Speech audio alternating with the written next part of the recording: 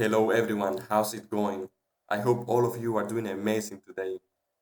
Welcome to this new video tutorial in which I'm gonna be showing you on how to build an amazing RAG application that can be used to interact with websites, whether it's news articles or blog spots or any web page content.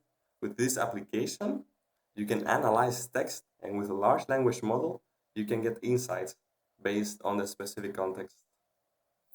And now let me show you how the application works. I used it a lot for trading because with this application I can save a lot of time by feeding articles here, and I don't need to read them necessarily.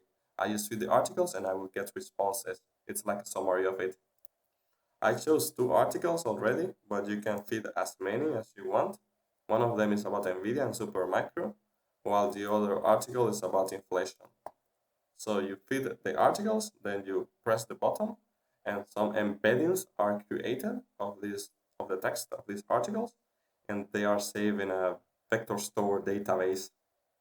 And I'm going to explain you later how this works exactly. So as you can see here, the embeddings were already stored in the vector store database, and now we can start asking questions to our large language model about these websites. A very common question that I always have is about the stock prices. So let's check that information. Let's see what's the stock price of these 2 companies, which are NVIDIA and Supermicro in 2023.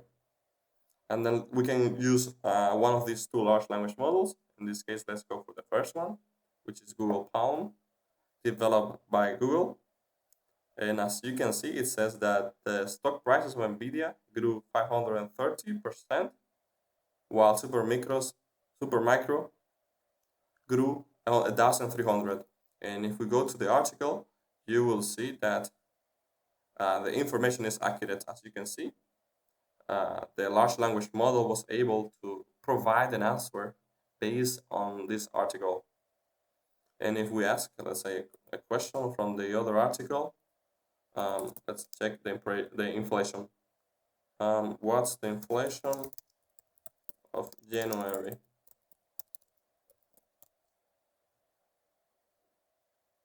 In this case, let's use the second model just for curiosity. As you can see, it says that the inflation is 3.1, and if we go to the article, we can see that the inflation is actually 3.1. So you're able to get pretty accurate responses. So here in this application, you have an AI-powered assistant that will help you to be more efficient. You don't need to necessarily read the whole article. You can just ask questions and the model will be able to provide you pretty accurate responses. The technology used for this application were LangChain for integrating the large language models and retrieving the data. For the front end, I use Streamlit. For the large language models and also for the embeddings, I use a couple from Google. I use Google Palm and also Gemini-Pro. And as a vector store database, I use FAISS. And guys, don't you worry, even though this might seem a bit complicated now, I'm going to explain you step by step in details how I was able to build this application. So by the end of this video, I'm sure that you will also be able to build an application like this. So let's go into it now. With this diagram, I'm going to explain you at a high level how this RAG application works. It's important to know that RAG refers to Retrieval Augmented Generation, which basically means that it aims to extend the knowledge of the large language model that will provide you responses based on the context. In this case, it will be web pages. Here we have the workflow of this application. And in the first step, we have the data loading procedure in which we feed these URL links to the model, in which we feed these URL links that will be split then into chunks because large language models have a context window limitation and they are able just to process a limited number of tokens. If we check, for instance, ChatGPT word limit, so ChatGPT has a word limit of 3,000 words. So that's the reason, and every other large language model have this limited number of tokens that are able to process. So you can lose that information. And that's the reason why we split the data into chunks. And then these chunks, each one of these chunks will be transformed to embeddings, which are basically numerical representations. It's a vector of numerical representations of those texts. We will be using, in this case, Google Palm embeddings, and then these embeddings will be stored in a vector store database. In this case, we will be using FAISS as a vector store database. And let's say that the user comes and asks this question to the model: what was NVIDIA's total sales figures for the fiscal year in 2023? So this question will be transformed to embeddings. We'll be using the Google Palm embeddings again.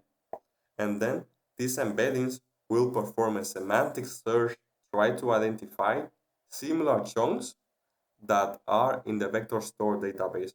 So we will be checking the embeddings of this question to the other embeddings that are already saved in this vector store database, and we will aim to identify relevant chunks.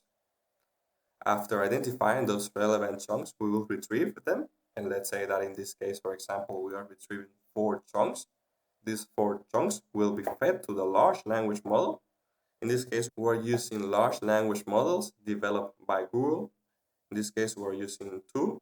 This large language model takes this context, these chunks, as an input, and then it will provide an answer to the user based on that context.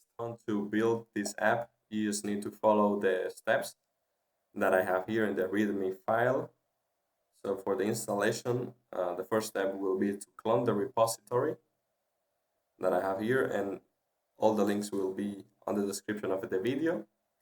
So you just need to clone the repository, then go to the folder rag URL reader, create a virtual environment, which is very important because here you will isolate the environment, and all the Python dependencies of this project will be just in this environment.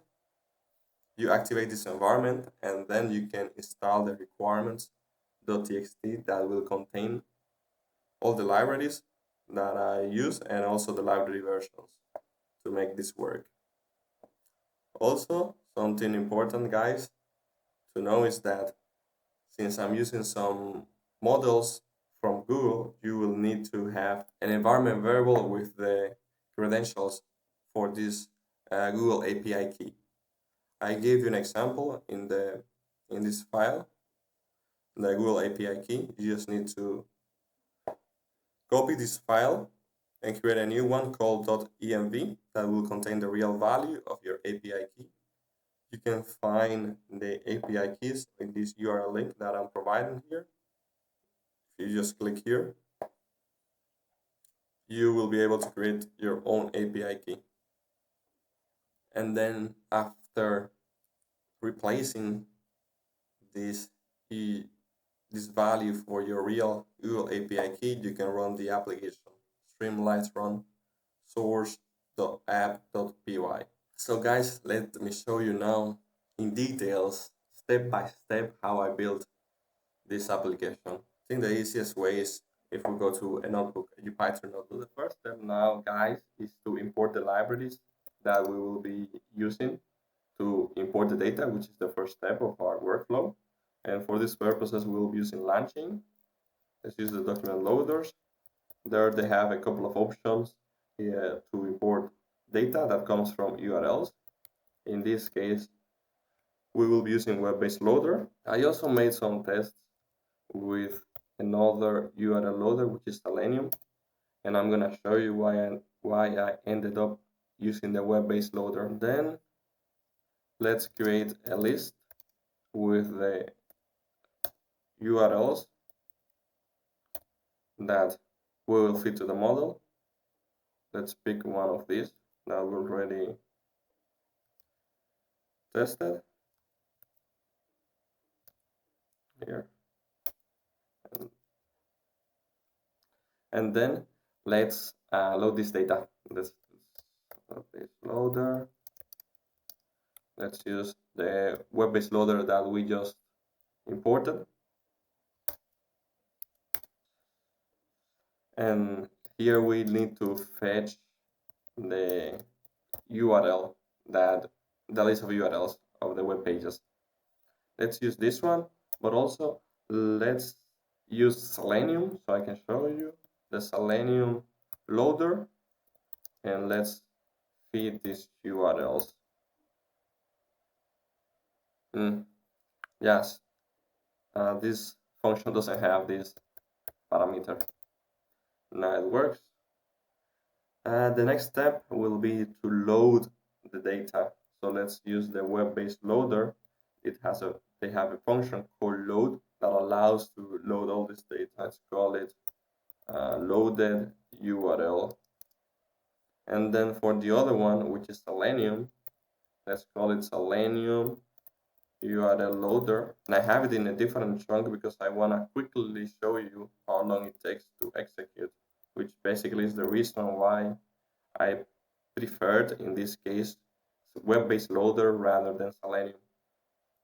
Nonetheless, if you know that a website has JavaScript content, Selenium might be more appropriate because Selenium can execute JavaScript, and if the website has dynamic, like it's a dynamic website, with Selenium it might be better because it will be able to execute all the JavaScript content. As you can see, the web-based loader was able to execute in just 2 seconds, while Selenium is still executing. So for this purpose, I prefer Selenium. I prefer the web-based loader, but as you can see, Selenium took 25 seconds. And let's print what the loaded URL has, so you can all guys know and understand a bit more all the information. So as you can see here, we have all the content from the web page. And as I said before, we will need to split this into chunks. So that's what we're gonna do now. Let's split this text into chunks. In this case, we will also be using LangChain, which is amazing. They have a lot of functions that can be used to integrate a lot of steps of the workflow. They have a text splitter that will allow us to split the data into chunks. Let's use the recursive character text splitter. Let's create this text splitter. I will take this recursive character text splitter. I have explored a couple of parameters of this function. One of them is the chunk size. Let's set it as 1000, which is how many characters will each chunk have. Another parameter that I usually use is the chunk overlap. In this case, let's set it as 200, so we don't lose information between chunks. So the chunk overlap is basically, if we have these chunks, let's say that the first chunk has 1000 characters, and then it will take, and since we have an overlap of 200, the second chunk will start in the 800 character of the first chunk, and then the third chunk will also start in the 800 character of the second chunk, and so on. So basically we have an overlap, as you can see here, at the end of the first chunk and beginning of the second, and the end of the second and beginning of the third chunk, and so on, in order to not lose information at the end of each one of the chunks. That's why I like to use this chunk overlap. Okay, well, I forgot to run this chunk. Now let's split our data into chunks. Let's use this text splitter, and then let's split the document. And here we need to specify the documents that I want to split. In this case, is the loaded URLs. So let's feed that here. And let's say, for instance, if we want to check the length of the chunks, we have 10 chunks. And if we want to seek the information of one of the chunks, you can see it here. Here we have some HTML content and some metadata, and everything else then is the information of the web page of that specific chunk. Now guys, let's create the embeddings. Let's transform this text to embeddings so we can save it in a vector store database. Once a user asks a question, it will be able to retrieve the most similar chunks from this vector store database that have already embeddings. Also, let's also use LangChain. We'll be using a model from Google Vertex AI. They have Vertex AI embeddings. We'll be using in this case Google Palm embedding. Also, let's import our environment variables, because here we will have our Google API key. I showed you earlier how to find your Google API key. Okay. Let's then set everything to import our model. Let's obtain our Google API key. I store my Google API key as Google API key, so let's then configure our model. Let's configure, then let's create the embeddings. So we'll be using, as I said earlier, Google Palm's embedding. So we just need to feed the model name. So for the model name, we can easily find that information on Google's documentation. So we just need to look for Google model embedding, Google Vertex AI embeddings. No, let's say it's in this one, the text embeddings. So in this one, we'll be using the text embeddings 𝘁𝗂𝗯𝘀, since it's the most recent one and it's from Google Palm. So here we can feed the embeddings, and let me give you an example how an embedding looks like. Let's ask a question like, how much did AMD, which is another company from the semiconductor industry, let's see how much it grew last quarter. Okay, so now let's check the embeddings. Let's do embeddings. Let's embed this query that I just created. So this question will have this transformation in a numerical form. Let's store this as query embedded. And if we want to check the dimension of this query embedded, we can see it has 768. This dimension will depend on the model that we're using. In this case, Google Palm text embeddings has a dimension of 768. But different models, different embeddings will have also different dimensions. So now that we know that our embeddings work, let's transform all our chunks to the respective embeddings. So let's use LangChain. From LangChain community, let's use vector stores, and we will import FAISS. This will be our vector store database that we will be using. Let's create this vector store, FAISS from, well, let's import this library first. I think it will be easier. Vector store, FAISS from documents. And here we will provide the chunks. Our documents are the chunks that we just created, and the embeddings that we want to specify, the model that we want to specify will be the Google Palm text embeddings. I made a mistake here, guys. It's from documents. From documents. Okay. Embeddings. Okay. And the parameter is called embedding without the S. Okay. So now we have our embeddings already created, and they are stored in the vector store database. So what we're gonna do is to save the vector store database. That will be the next step. For that, we'll save it locally. For this, in this case, now that we just created a vector store, let's save it locally.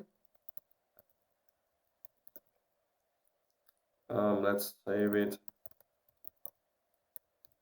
Let's save it in this path. So if we execute this command, you will see that there will be a folder here which will be called FAISS index that will contain the vector stores that were just created. And while this loads, now let's import the large language model that we will be using. So from LangChain, let's use Google Vertex AI. Let's import Vertex AI. So here we can find different models from Vertex AI. Let's try in this notebook the Google Palm, for instance. So let's create this model. Let's call it LLM. And from Vertex AI, let's specify as the model name. Well, no, not this one. Let's find it again.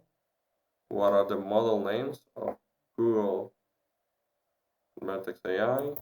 Model names. They have different options. One of them is Gemini-Pro. They also have Google Palm. Let's pick Palm 2. They have a couple of options. Let's also pick the latest one, 𝗀𝗶𝗸𝗯𝗍 002. Let's use this one. So as you can see here now, we have a file with a FAISS index that have all our embeddings.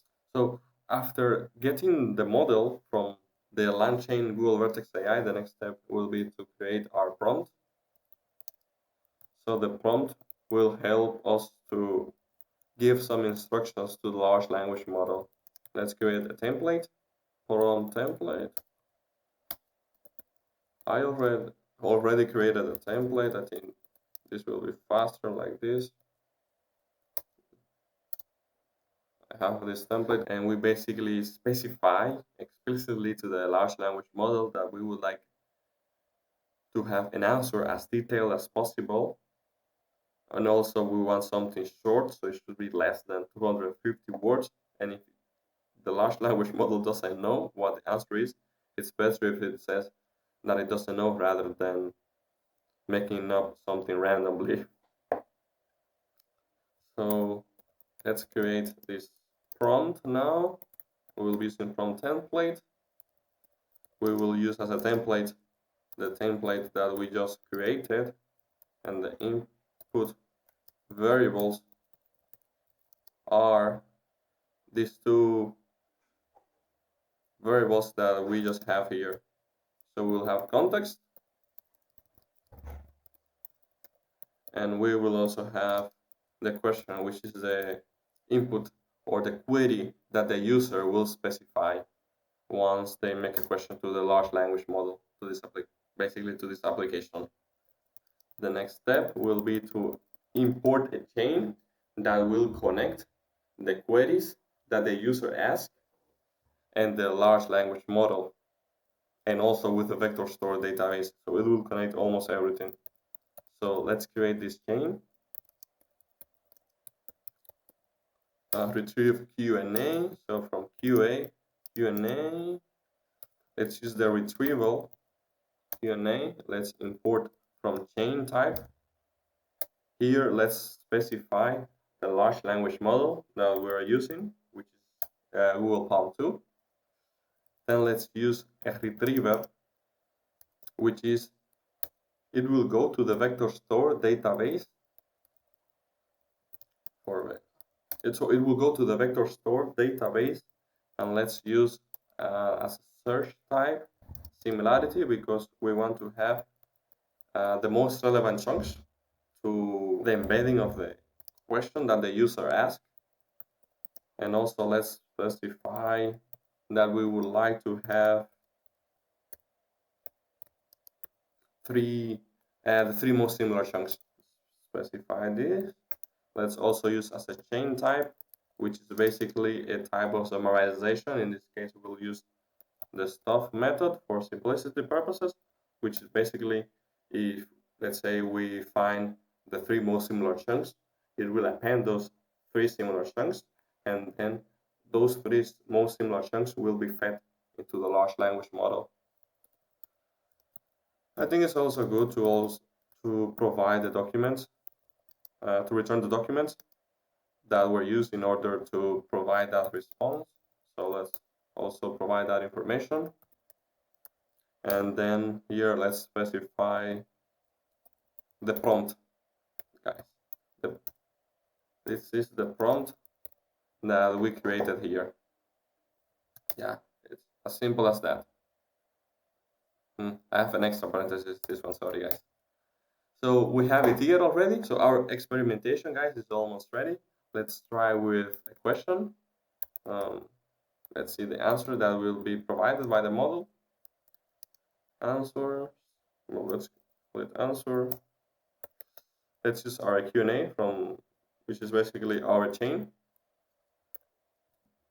Let's provide a query, which will be the question that the user generates, or basically that the question that the user asks to the large language model. Well, query in this case was the question that I asked earlier that talks about AMD. Nonetheless, this article is about NVIDIA. It doesn't have any information about AMD, so let's change this question. Let's create a variable called question. What is the stock price increase of NVIDIA in 2023? Let's just ask this question to the model and let's see what will be the response. So as you can see, it was able to print this quite fast, and the response. So here we have the results. NVIDIA has experienced significant growth in 2023. Let's see. It says that NVIDIA grew 530%. And then here we can see the documents that it used as a reference to retrieve this information.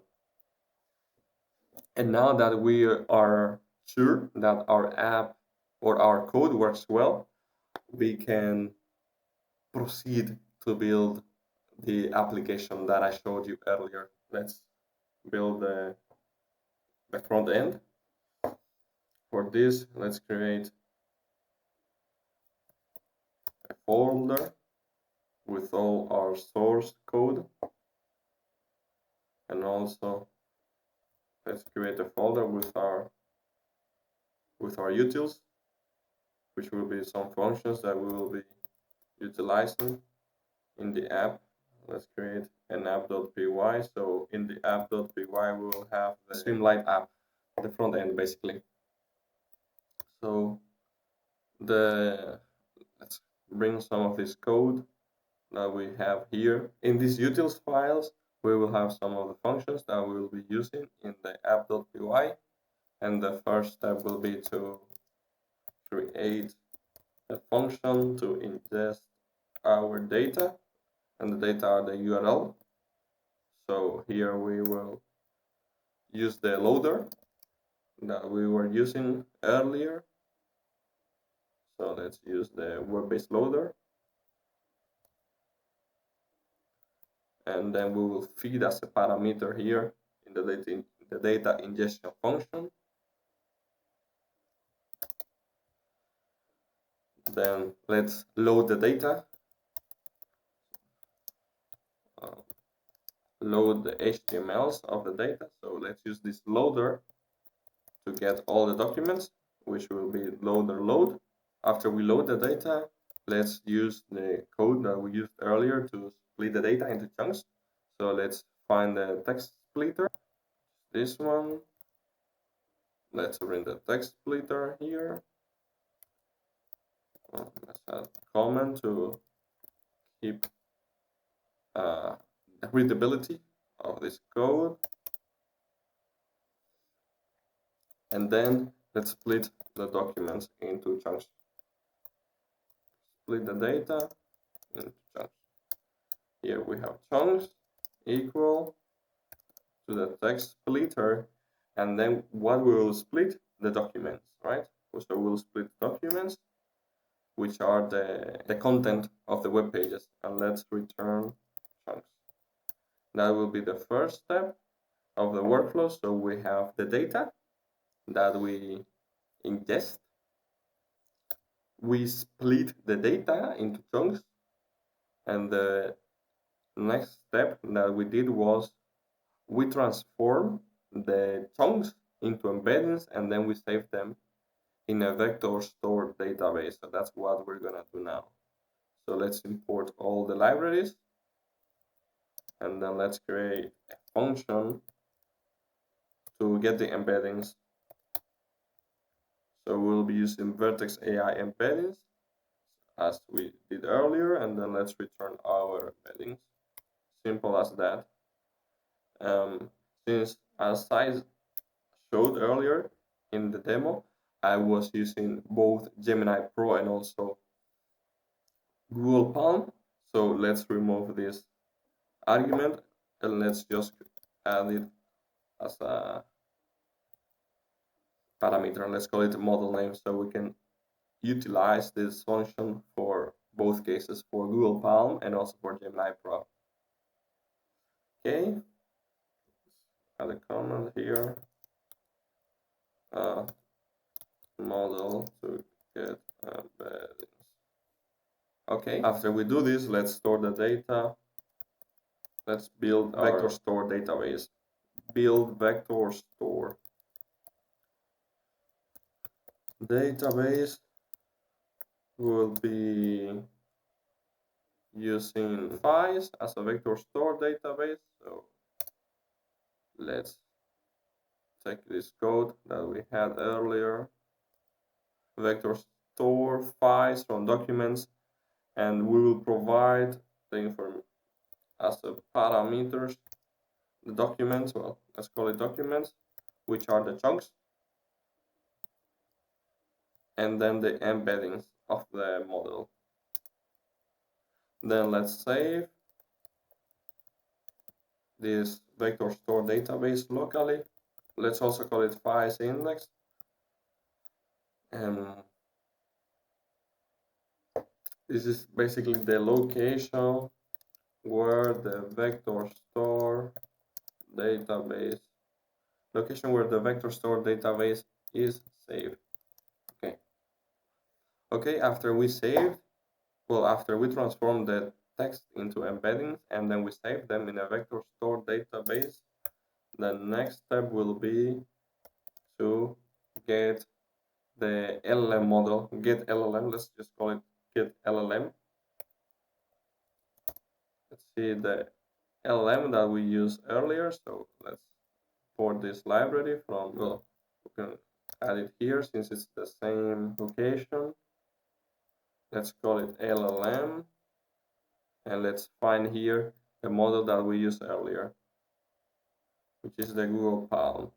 Since I'm gonna be using, as I said earlier, either the Gemini-Pro or the Google Palm 2, let's change this from model name. Instead of specifying a model name, instead of specifying this argument, let's call it as a parameter, and let's specify it here. So I can use this same function for both scenarios, for both Google Palm and also for Gemini-Pro. So after we get the model, the next step is to build the chain that will allow us to get the responses of the LLM model. Let's do this. Okay, so here we have the template that we created, in which we specify that we want a detailed response, but also it should be less than 250 words. Let's import this. And let's also import this. Let's import this function in this file. So these are the parameters that we will be feeding, which will be the LLM model that we will be using, and the vector store database from which the LLM should read the data. in order to have it as a context. So after having this, let's get the answer of the model. So this is what you had earlier. We specify, well, let's take it from here. Okay, here we can call it query again, and then let's return the answer. And we want to have the result of it. And also query, let's add it as a parameter, which will be basically the question, the input of the user. After creating our utils file, we can proceed to use these functions on the application. It's considerably better if we have this utils file, because then this file with the Streamlit application will be way more clean, and it will improve the readability.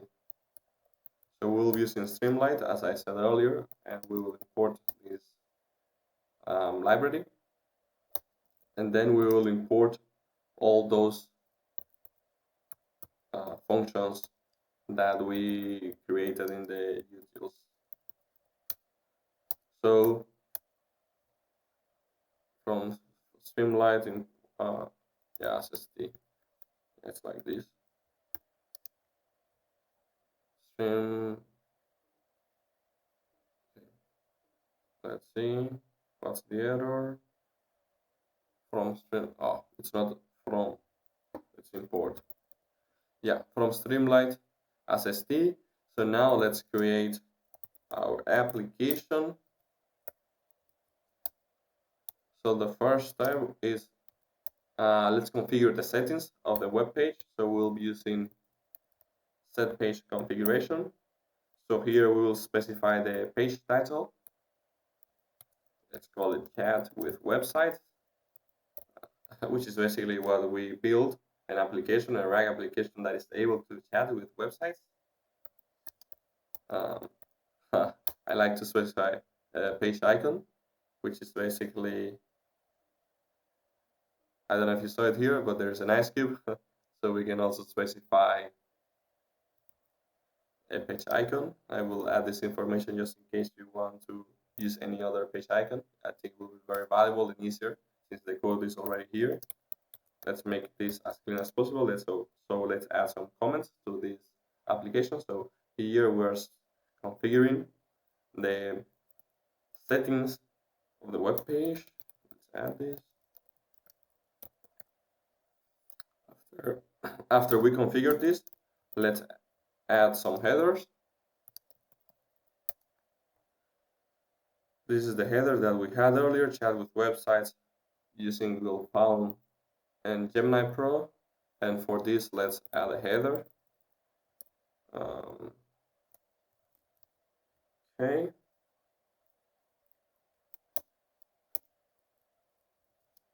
And then let's create the input that the user will be providing. So let's create the user question, st text input. So we'll specify ask question from the URLs, which is basically this part of the code. So it will take this question and then feed it to the large language model and get some responses.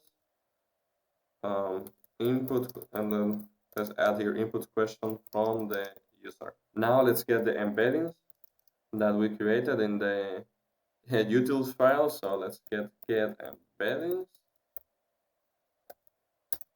So we'll get the Google Palm text embeddings. As you can see, the application looks cleaner if we have everything modularized and in the utils file. So here we get the model, vertex AI, which is the Google Palm text embeddings. Okay, then now let's create the sidebar that I had, so which is this part at the left of the application. So let's create it now. Create a sidebar, and for this we will need with spinner sidebar And then let's create the title, st title. Let's keep it as we have it here. So let's pick it up. Let's pick it up from here. So we have a news articles URL, something that we have. Oh, title of the sidebar. Now, guys, let's create this URLs here that we had in our web page. So for this, one way to do it is to create a list of URLs here. I did it with a for loop. So we have these URLs, and then we can do for I in range to 5. In this case, 5 is because we have 5 filling boxes, but we can have as many as we want. So we'll use the sidebar text input, which is the data that we are showing here, which is URL I plus 1. So it goes from, as you can see here, it goes from 1 to 5. And something that I also like to add is if the URL is provided, then let's append it. Otherwise, let's not append it. This is very important because if we do not provide as many URLs as we specify here, then the code will break. But with this, we are just appending those URLs provided by the user. Append URLs if provided. Okay. So after we do this, let's create the button that we have that says that it will start processing the URLs, and then it will transform the text into embeddings and save them in a vector store database. So let's create that button. So this button, we call it process URLs. Okay. With st spinner. So let's call it data ingestion. A very descriptive name so everyone will understand what we're doing. Then here I had a couple of symbols. Let's add these emojis. I think this will be more user-friendly. I think these symbols will add more value to the application and more life. It will give more life, more colorful. So the documents are basically the data that we will be ingesting, and we need to feed the URLs basically.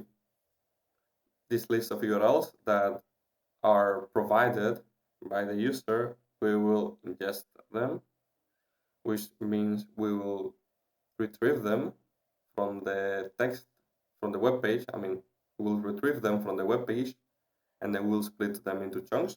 So after we retrieve these URLs, we need to build our vector store database. So that's the following step. So we need to build,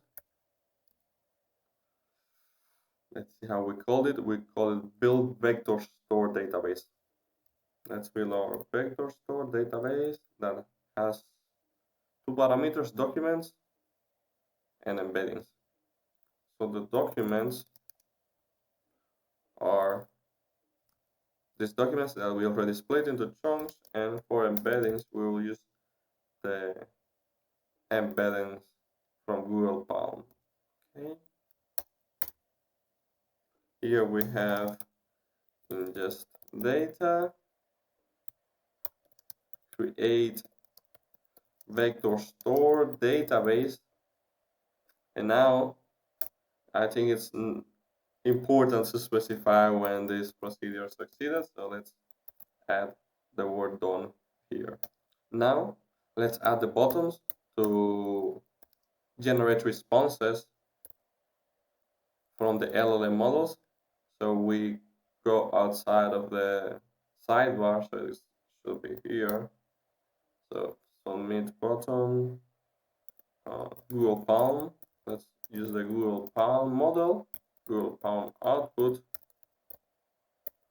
Okay.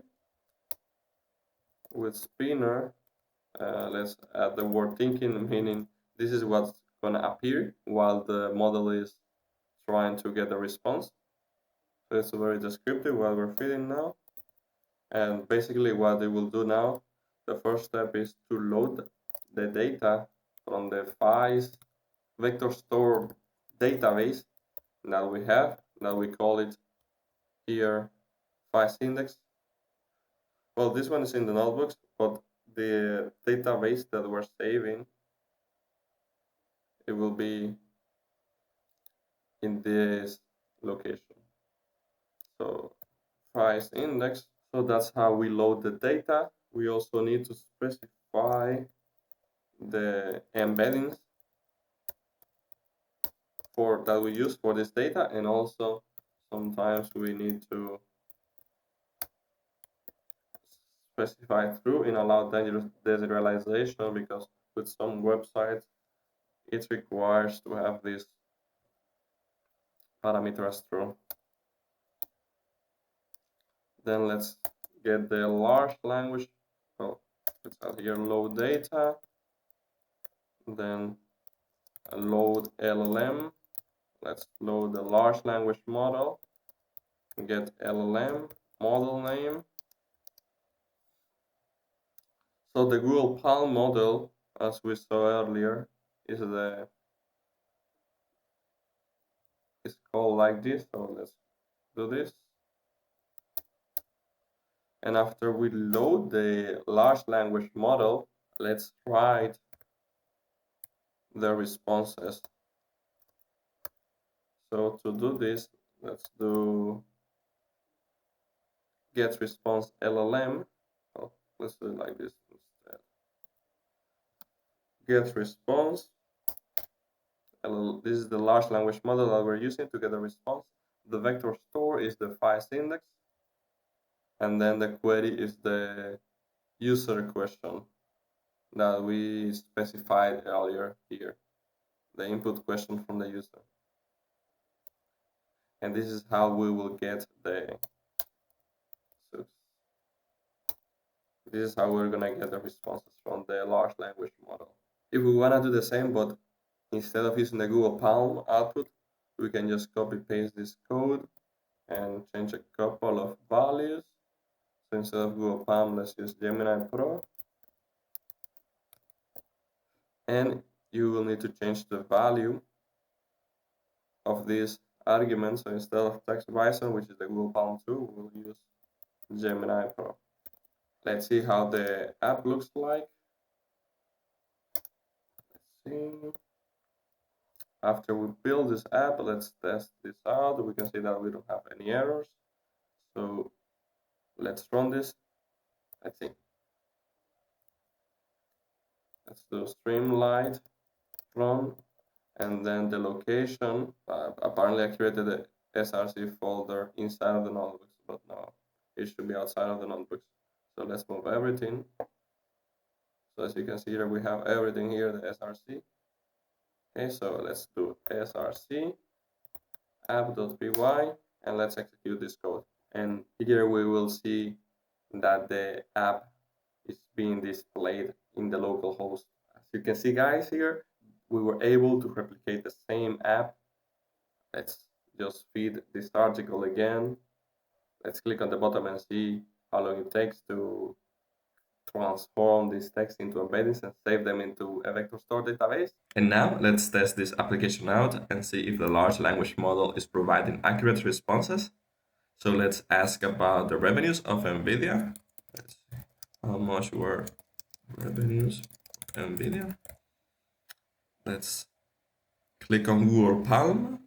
So we use this large language model, and we can see that the revenues were 22.1 billion. And if we go back to the article, let's check 22. We can see that the model correctly found that the revenues were 22.1 billion. So we see that it's working as expected, which is amazing. So in this video, I showed you how to build a RAG application, which is able to interact with URLs. So you can interact with any web page that you have. And I hope that this video has been very helpful for you. If you have any questions, please leave it in the comment section below. Don't forget to subscribe to the channel, hit the like button below, and turn on the notification bell. Thank you very much and see you next week.